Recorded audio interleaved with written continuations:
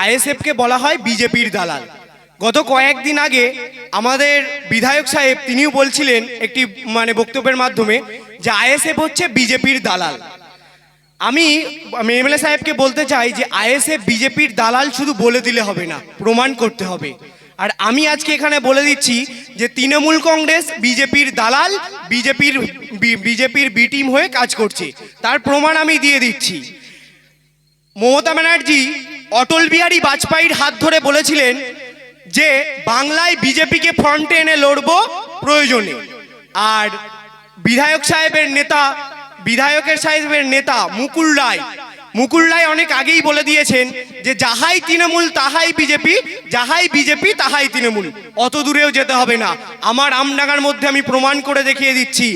Amdanga Trinamool Congress INTTUC block সভাপতি মোস্তাক আহমেদ তিনি কিছুদিন আগে বলছেন যে আমডাঙ্গার বিধায়ক রফিকুর রহমান বিজেপির দালাল। তাহলে বিজেপির দালাল কে? আমরা বলিনি বিজেপির দালাল, আপনার দলের নেতা মোস্তাক আহমেদ তিনি বলছেন বিজেপির দালাল। আর আপনি আরেকটা কথা বলছেন যে আইএসএফ বিজেপির দালালি করছে, বিজেপিকে সুবিধা করে দিচ্ছে আইএসএফ মুসলিম ভোট কেটে। আমি আপনাকে একটা কথা বলতে চাই যে 2021 সালে আইএসএফ যে কটা বিধানসভাতে প্রার্থী দিয়েছে সেই কোনো বিধানসভাতে দেখাতে পারবেন যে সেই বিধানসভাতে বিজেপি ক্ষমতায় এসছে? কিন্তু আপনি দেখাতে পারবেন না। কিন্তু আমি আপনাকে দেখিয়ে দিচ্ছি, আপনার দলের নেত্রী অর্থাৎ মমতা ব্যানার্জি মহাশয়া নন্দীগ্রামে প্রার্থী হয়েছিলেন, কিন্তু সেই নন্দীগ্রামে শুভেন্দু অধিকারী জিতে গেল। কেন? আপনারা ভালো করে জানেন যে এই বাংলায় বিজেপিকে যদি আপনারা বিরোধী দলনেতা হিসাবে না রাখেন তাহলে আপনারা রাজনৈতিকভাবে টিকে থাকতে পারবেন না, আপনারা ক্ষমতার মসনদে বসতে পারবেন না। আপনারা জানেন যে বিজেপির জুজু দেখিয়ে, বিজেপির ভয় দেখিয়ে, এনআরসি এর ভয় দেখিয়ে তবেই এই বাংলার মুসলিমদের 30% ভোটটাকে আপনারা আপনাদের পকেটে ভরছেন।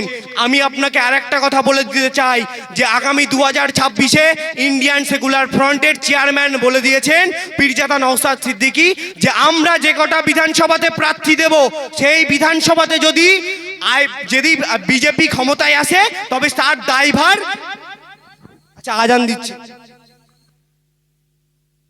আইএসএফ বিজেপির দালাল, আইএসএফ বিজেপির ভোট আইএসএফ মুসলিম ভোট কেটে বিজেপিকে সাহায্য করে দিচ্ছে। আমি আপনার এমএলএ সাহেবকে বলতে চাই যে আইএসএফ 2021-এ যে কটা প্রার্থী দিয়েছিল একটি বিধানসভাতে বিজেপি ক্ষমতায় এসছে বলে বলতে পারবেন না, কিন্তু আপনার দলের নেত্রী অর্থাৎ আপনি তৃণমূল কংগ্রেস যে কটা জায়গায় প্রার্থী দিয়েছিল তার মধ্যে অনেকগুলো বিধানসভাতে বিজেপি ক্ষমতায় এসছে। তার মধ্যে একটি অন্যতম বিধানসভা হলো নন্দীগ্রাম বিধানসভা। সেই নন্দীগ্রাম বিধানসভার যিনি দাঁড়িয়েছিলেন তিনি হচ্ছেন বর্তমানে মুখ্যমন্ত্রী অর্থাৎ মাননীয় মমতা ব্যানার্জি মহাশয়। তিনি নন্দীগ্রাম বিধানসভাতে দাঁড়িয়েছিলেন এবং তিনি বিজেপিকে জায়গা করে দিয়েছেন, তিনি শুভেন্দু অধিকারীকে জায়গা করে দিয়েছেন।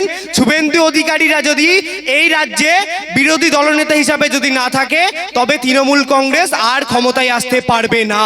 এটাই হচ্ছে তার কারণ যে বিজেপি যদি বিরোধী দলনেতা হিসেবে না থাকে, বিজেপি যদি না বলে যে এনআরসি সিএ করতে হবে, তবে বাংলায় তৃণমূল কংগ্রেস ক্ষমতায় থাকবে না। তার জন্য তিনি জায়গা করে দিয়েছেন শুভেন্দু অধিকারী অর্থাৎ বিজেপিকে। আরেকটা কথা বলছেন যে আইএসএফ ভোট কেটে জায়গা করে দিচ্ছে। আমি আপনাকে বলছি শুনে রাখুন, আইএসএফ 2026-এর বিধানসভা নির্বাচনে যে কটা বিধানসভাতে প্রার্থী দেবে সেই বিধানসভাতে যদি বিজেপি ক্ষমতায় আসে তার দায়ভার আমার দলের চেয়ারম্যান তথা পীরজাদা নওশাদ সিদ্দিকী তিনি নেবেন বলেছেন। আর আপনি তৃণমূল কংগ্রেসের পক্ষ থেকে আপনার দলে যে কটা প্রার্থী দেবেন সেই কটা বিধানসভার মধ্যে একটি বিধানসভাতেও যদি বিজেপি ক্ষমতায় আসে তার দায়ভার মমতা ব্যানার্জি আপনাকে নিতে হবে। যদি আপনি রাজি থাকেন তবে একটা চুক্তিতে আসতে হবে আপনাকে। আমার দলের চেয়ারম্যান অনেক দিন আগে আপনাকে এই কথা বলে দিয়েছেন। আরেকটি কথা বলছেন যে আরেকটি জিনিস হচ্ছে যেখানে সরকারি শিক্ষা ব্যবস্থার হাল ফেরাতে আমরা দেখলাম যে 2021-এর নির্বাচনের আগে মমতা ব্যানার্জি মহাশয় বলছেন যে ডবল চাকরি হবে। সব মানে ডবল ডবল চাকরি হবে। আমরা দেখলাম যে 2023-এর পর থেকেই যে ডবল ডবল চাকরি নয়, ডবল ডবল দুর্নীতি দেখতে পেলাম। কি দেখলাম আমরা 26,000 চাকরি চলে গেল।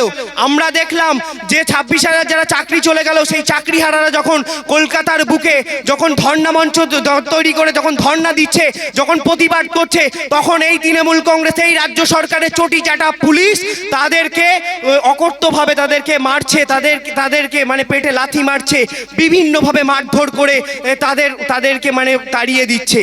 আমরা দেখলাম যে 2011 যে সরকার বলেছিল বদলা নয় বদল চাই, আজকে সেই সরকার আর আজকে সেই সরকার চাকরি দিতে ব্যর্থ।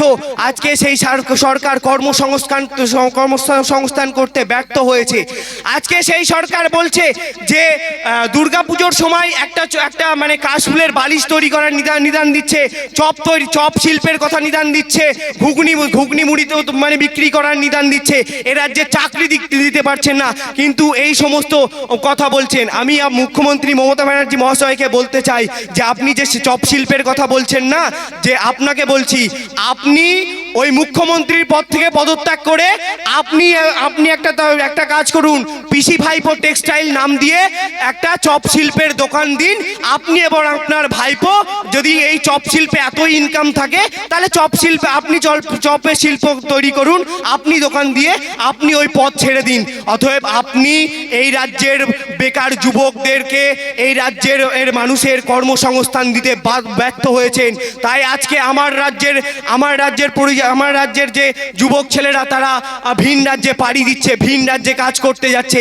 ভিন রাজ্যে কাজ করতে গিয়ে কি হচ্ছে, তারা বিভিন্ন সমস্যার সম্মুখীন হচ্ছে, বিভিন্ন জায়গায় তাদেরকে হেনস্থা করা হচ্ছে, তারা ছাদ থেকে পড়ে মারা যাচ্ছে, তাদের সেফটি নেই, তারা আজকে মানে ভিন রাজ্যে কাজ করতে গিয়ে লাশ হয়ে ফিরে আসছে।